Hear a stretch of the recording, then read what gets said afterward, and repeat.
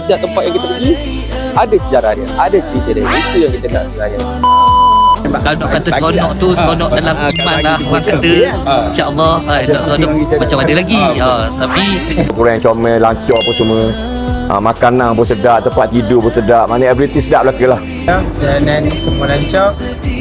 Tahu pun okey, banyak perisian yang dia bagi. Banyak dapat ilmu baru. Lepas tu nak sampai Assalamualaikum. Boleh lah nak suggest dekat orang-orang hijrah manasik. Best.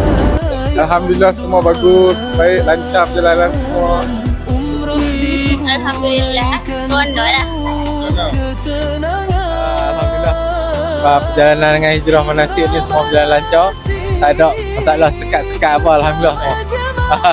Terbaik. Kalau siapa nak pergi umrah tu, pergilah dengan manasik. Manasik ni layanan bagus lah. Makanan pun sedap tau, cari hotel best. Mengetahui dia memang penerangan dia padat lah. Tempat lawatannya semua tempat yang menarik lah. Hijrah manasik terbaik. Manasik terbaik. Seat sangat-sangat terhad untuk setiap bulan. Berminat tekan link di bawah sekarang untuk dapatkan promo.